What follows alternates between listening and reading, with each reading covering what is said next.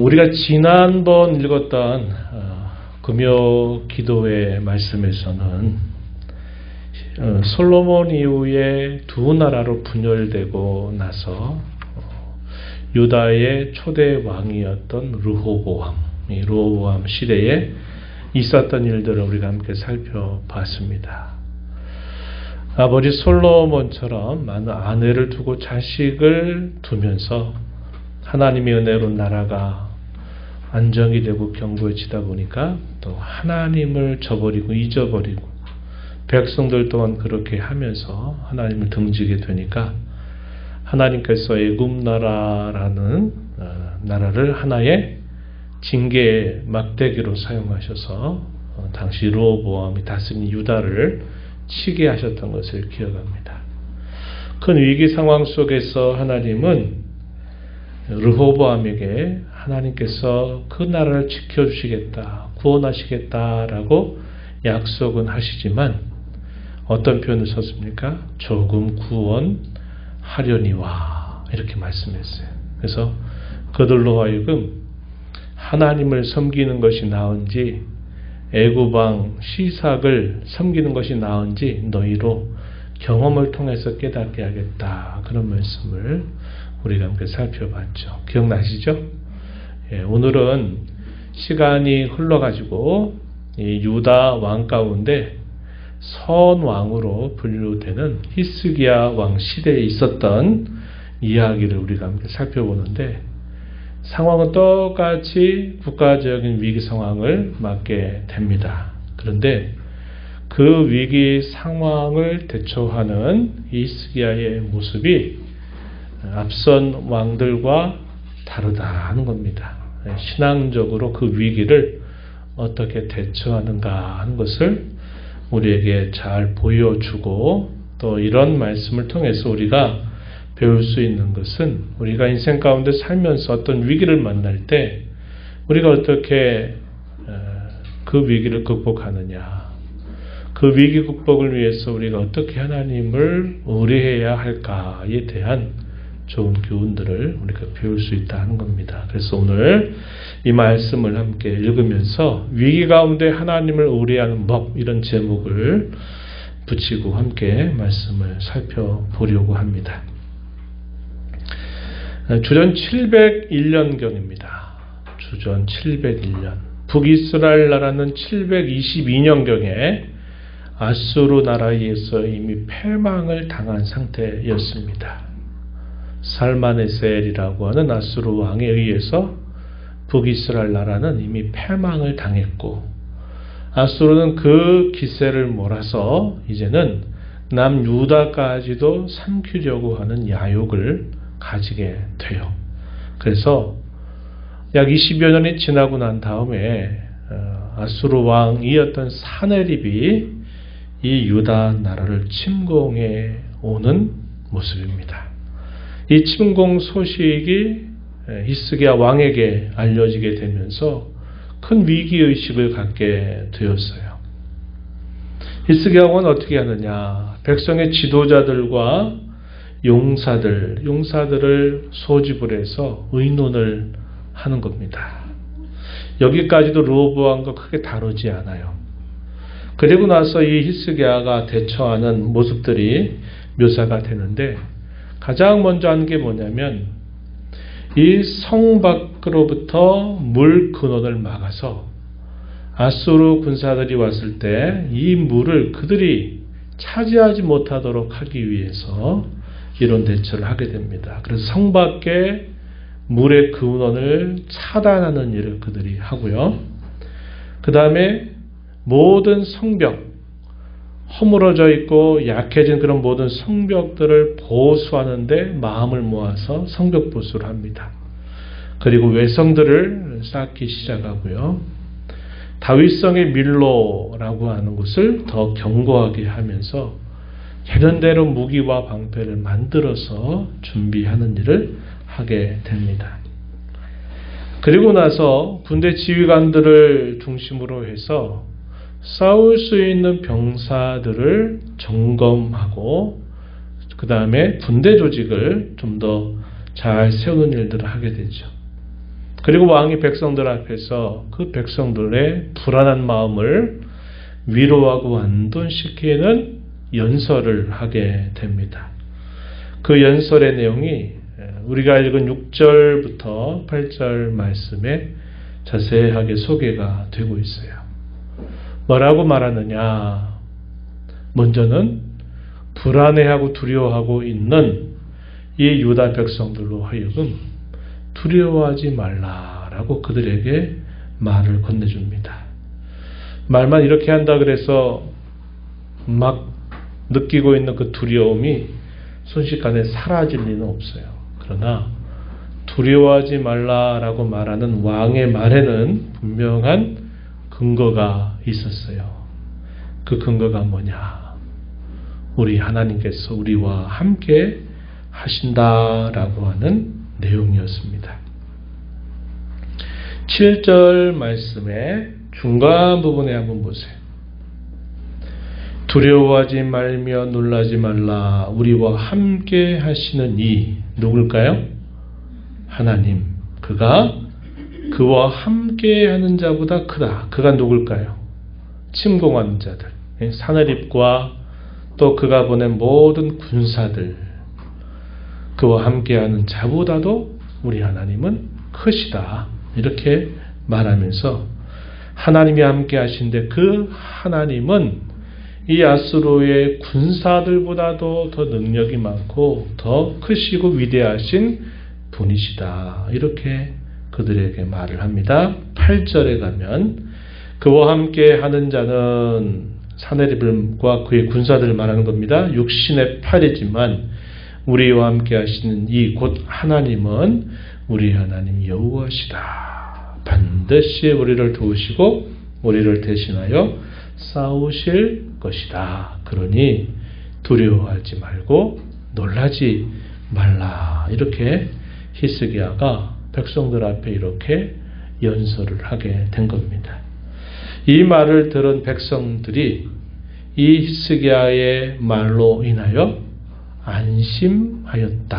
8절 끝부분에 안심하니라 이렇게 표현되어 있습니다. 이 말은 결국 뭘까요?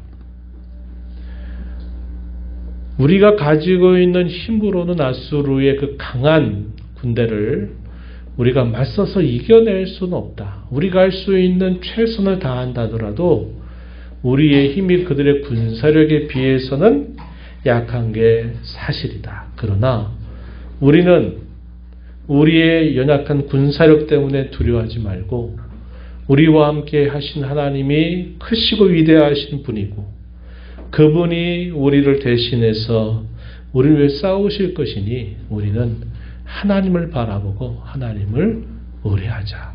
그리고 두려워하지 말고 놀라지 말자. 이렇게 히스기야 왕이 백성들에게 격려하고 위로하는 메시지를 전달하게 된 겁니다. 그래서 이런 표현들은 결국 위기 가운데 우리가 할 수 있는 일이라고 하는 것은 우리가 최선을 다하겠지만 그러나 결국 우리는 우리 함께 하시는 하나님을 의뢰해야만 된다 하는 사실을 그들에게 가르치면서 그들을 격려하고 위로하게 된 겁니다.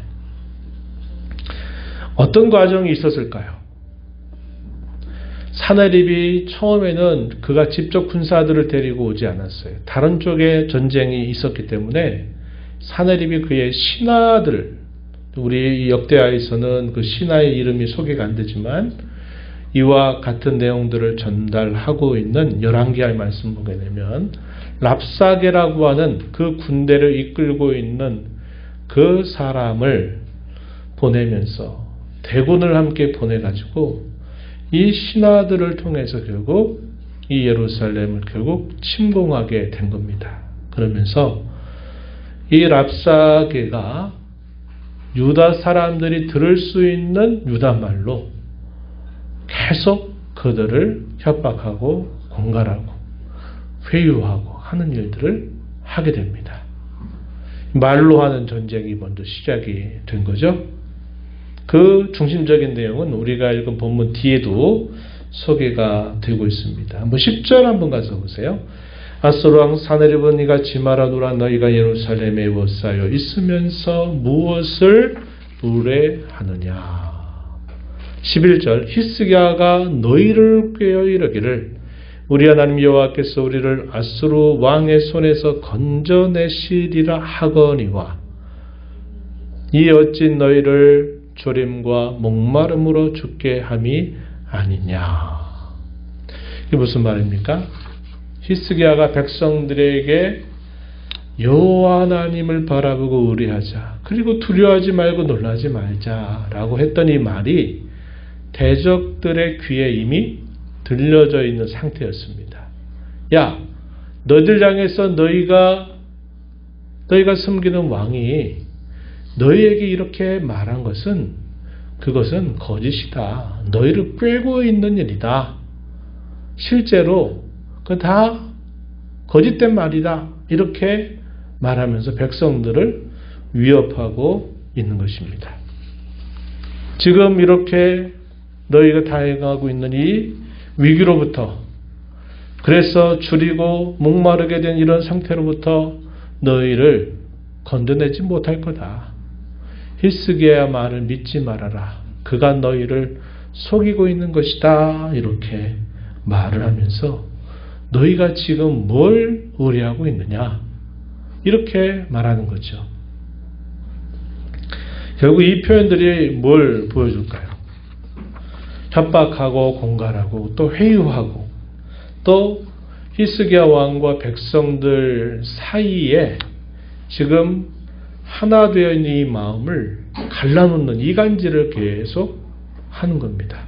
그래서 너희 왕의 말을 듣지 말고 우리 말을 들어야 너희가 살지. 왜 그 히스기야의 말을 듣고 너희가 그의 꾀임에 빠져서 너희가 너희 신 하나님을 의뢰한다고 하느냐. 그 신이 너희를 도무지 돕지 못한다. 이렇게 말을 하는 것입니다. 15절 한 번 더 가서 보면 이렇게 말했어요. 그런즉 이와 같이 너희는 히스기야에게 속지 말라. 꾀임을 받지 말라. 그를 믿지도 말라. 어떤 백성이나 어떤 나라의 신도 등이 자기의 백성을 나의 손과 나의 조상들의 손에서 건져내지 못하였나니 당시 아수르의 기세가 그 열국들을 다 흔들어 댈 만큼 강력했습니다. 여태까지 이 아수르 나라가 침범해서 다 복속시켰던 그런 나라들을 다 봐라. 누가 이 아수르를 저항해서 승리한 나라가 있느냐? 이렇게 말하는 거죠. 하물며 너희 하나님이 너희를 내 손에서 건져내겠느냐? 너희 하나님이라도 건져내지 못할 것이다. 이렇게 말을 하면서 결국 너희가 의뢰하는 하나님을 의뢰하지 말고 내 말을 듣고 내 말에 의뢰하면 된다. 이런 말을 지금 사네립 그리고 그의 신하들 그들이 계속 유다 백성들을 향해서 엄포를 놓기도 하고 또 회유하기도 하고 또 그들을 하나님으로부터 그리고 히스기야 왕으로부터 그 백성들의 마음을 가늘라 놓으려고 하는 그런 이간질을 계속 시도하게 된 겁니다. 그리고 아직 전쟁은 일어나지 않았어요. 그런 대치 상태에 있을 때 히스기야가 어떻게 하냐면 하나님 앞에 간절하게 기도를 올렸습니다. 20절 말씀 보세요. 이러므로 히스기야 왕이 아모스의 아들 선지자 이사야와 더불어 하늘을 향하여 부르짖어 기도하였다. 기도의 구체적인 내용은 여기서 소개 안 됐어요. 21절 말씀 우리 함께 읽어봅니다. 21절 여호와께서 한 천사를 보내어 아수르 왕의 진영에서 모든 큰 용사와 대장과 지휘관들을 멸하신지라. 아수르 왕이 낯이 뜨거워 그의 고국으로 돌아갔더니 그의 시내전에 들어갔을 때 그의 몸에서 난 자들이 거기서 칼로 죽였더라. 결과는 어떻게 됐습니까? 18만 5천이나 되는 이 아수르의 대군들이 하룻밤 사이에 하나님이 천사를 보내서 그들을 다 죽였습니다. 시체가 되고 말았어요. 싸움이 붙기 전에 이미 하룻밤 사이에 역사가 일어나서 아수르의 모든 군사들이 죽임을 당하고, 결국 이런 일의 결과로 사내립은 결국은 도망을 쳐서 본국에 돌아가 있다가 시간이 흘러가지고 자기 몸의 난자로부터 결국 살해를 당하면서 비참한 최후를 맞게 되었다. 이렇게 소개를 해줍니다. 하나님 백성들에게는 손 하나 써보지 않고 하나님의 능력으로 구원과 승리를 얻게 되었다 하는 것이죠. 이것이 히스기야 시대 때 닥쳤던 위기를 승리로 이끌게 된 이야기인데, 이 승리의 중요한 밑거름이 뭐냐? 하나님을 의뢰하는 것을 통해서 이것을 그들이 경험하게 되었다는 사실입니다. 우리가 이 이야기를 통해서 살펴보는 이제 교훈이 뭐냐면, 먼저는 이 히스기야 생애에 어떻게 보면 아주 선하고 좋은 부분을 우리가 살펴본 내용들입니다. 물론 그 이전에도 참 잘했어요. 잘못된 종교 개혁을 단행하면서 우상을 숭배했던 것들을 근절하고 철저한 종교개혁을 이 히스기야 왕이 이루어 가게 되면서, 그 연장선에 있을 때 이 아수르 나라가 유다 나라를 넘보다가 이런 일을 맡게 될 때 결국은 이 아수르 나라의 군사들이 다 죽임을 당하고 도망치게 되는 일이 있었다는 사실이죠. 그런데 이후에 히스기야의 이야기를 쭉 보면요, 그에게 항상 이런 면만 있었던 것은 아니었습니다.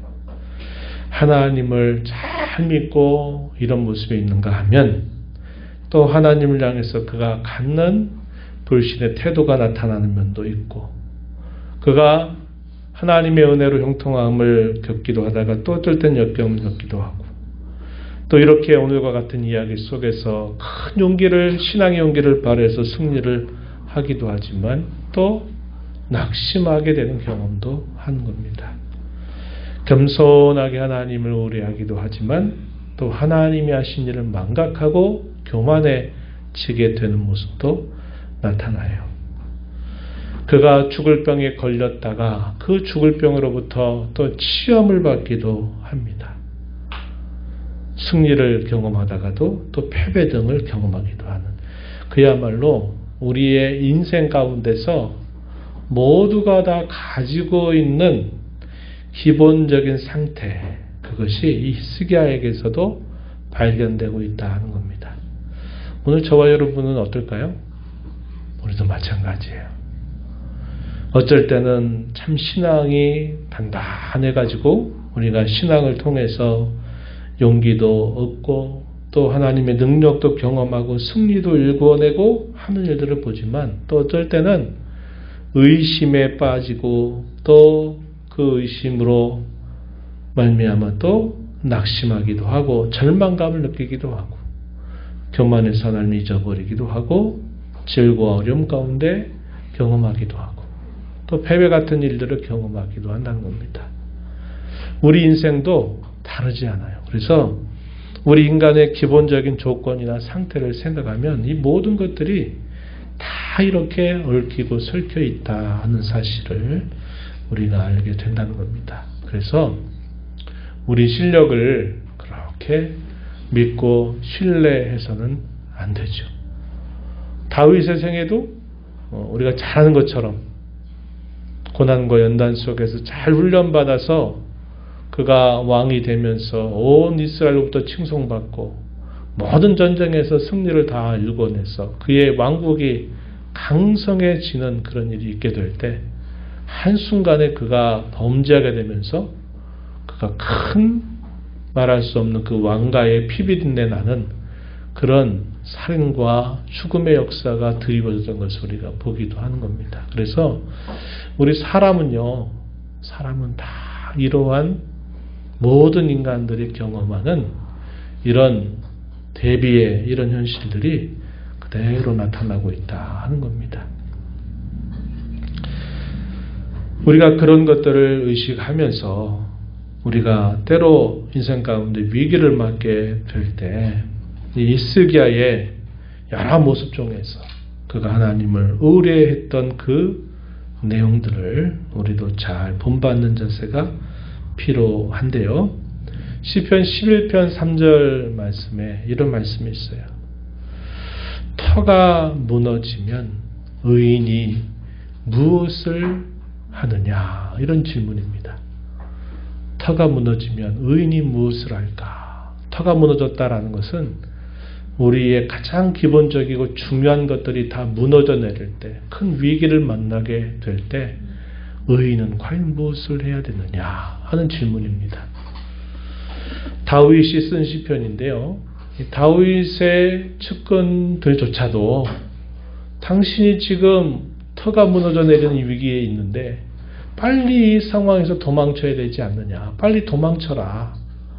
이렇게 다윗에게 충고를 주는데 그 충고가 오히려 다윗에게는 그것이 하나의 독처럼 여겨졌던 겁니다. 나는 여호와께 피하려고 하는데 왜 너희는 나더러 그저 상황을 피해서 도망치라고만 하느냐. 나는 여호와께 피한다. 이렇게 대답하는 내용이 이 시편 11편에 나타나요. 우리 인생 가운데서도 그런 위기 상황들을 맞게 될 때 우리가 어떻게 하나님을 의지해야 되느냐 했을 때 솔로몬이 보여준 몇 가지의 모습을 히스기야가 보여준 몇 가지의 모습을 통해서 우리가 배울 수 있는 교훈이 있다는 겁니다. 마지막 부분 한번 보세요. 위기가 닥친다고 하는 것을 알았던 히스기야가 어떻게 합니까? 위기의 조짐을 인식하죠. 그리고 그가 할 수 있는 최선의 준비를 함께 힘을 모아서 준비를 하는 것입니다. 그리고서는 히스기야가 어떻게 합니까? 하나님을 의뢰해야 된다. 우리와 함께 하신 하나님은 저들보다도 더 크신 분이다. 하나님이 우리를 위해서 대신 싸우실 것이다. 라고 백성들을 독려하고 그들을 위로하는 이야기를 공적으로 이야기하죠. 우리는 하나님을 의뢰해야 된다. 우리는 하나님을 의뢰하는 백성이다. 라고 말했고 이것이 대적자들의 귀에도 이미 알려졌던 겁니다. 그래서 이 사네립의 말을 전하는 랍사게가 뭐라고 말해요? 야, 너희 왕 히스기야가 너희를 깨어서 여호와를 의뢰하자고 했지? 다 그거 거짓부렁이야. 그거 다 속임수야. 너 히스기야 왕 말 들으면 너희 죽는다? 이렇게 말하는 겁니다. 우리가 어떤 일을 만날 때요, 이런 자세를 가져야 돼요. 공표할 필요가 있다는 겁니다. 나는 하나님을 의뢰하겠습니다. 그리고 다른 사람들 앞에서 때로는 나는 하나님을 바라보겠습니다. 나는 하나님을 의뢰하면 하나님이 나를 도와주실 것입니다. 라는 것을 공공연하게 표명할 필요도 있다는 거예요. 학교 생활이나 직장 생활에서도 마찬가지입니다. 나는 하나님을 섬기는 그리스도인입니다. 처음에 이런 말을 하는 게 어려워요. 아니, 네가 뭐 예수님 얼마나 믿는다고 네가 뭐 그런 말을 해? 이렇게 사람들이 여길 겁니다. 다 예수 믿는 사람들도 뭐 술 먹고 담배 피고 거짓말 치고 다 할 짓 다 하더라. 뭐 너는 뭐 별 수 없어? 이런 식의 반응을 보일는지 몰라요. 그러나 우리가 세상 가운데 살면서 내가 그리스도인이다. 나는 하나님을 믿고 신뢰하는 백성이다. 그것을 공적으로 여러분들이 표명하는 것이 굉장히 중요합니다. 그리고 어떻게 해야 되느냐. 그렇게 말하면 내 행동 거지가 조심해져요. 그리고 옆에 있는 사람들은 시험할 거예요. 네가 뭐 너는 뭐 다른 예수 믿는 사람들하고 뭐 특별히 다를 게 뭐 있어? 이렇게 볼 겁니다. 그런데 여러분들이 그렇게 나는 하나님 믿는다라고 하는 것을 말하고서는 여러분들이 여러분의 말이나 행동 때문에 하나님의 이름이 무시받지 않도록 기도하고 애를 써보세요. 나중에 어떻게 하느냐? 다른 사람은 몰라도 너는 네 말은 내가 믿겠다. 너는 진짜 하나님 믿는 사람 맞구나. 이렇게 인정하게 될 때가 분명히 찾아옵니다. 우리 다음 세대 친구들이 있어요. 우리 청년도 있고 우리 초등부, 중등부 아이들도 있는데 여러분도 잘 기억하면 좋겠어요. 하나님 믿는 게 그거 별거냐 이런 생각할지 모르지만 여러분들이 친구들 앞에서 나는 예수님을 좋아하는 사람이고 나는 예수님을 믿는 사람이야 라고 여러분들이 공공연히 말할 필요가 있고 또 여러분들이 직장 가운데서도 상사나 동료들에게 나는 예수님을 믿고 신뢰하고 의뢰하는 사람이라고 공적으로 말할 필요가 있어요. 처음에는 너는 별 수 없지 이렇게 나가지만 여러분들이 그 한 말이 결코 무시당하지 않도록 말하는 거나 행동하는 면에서 여러분들이 그걸 잘 보이면요. 여러분들을 통해서 하나님을 인정할 수 있게 될 겁니다. 그게 필요하다는 거예요.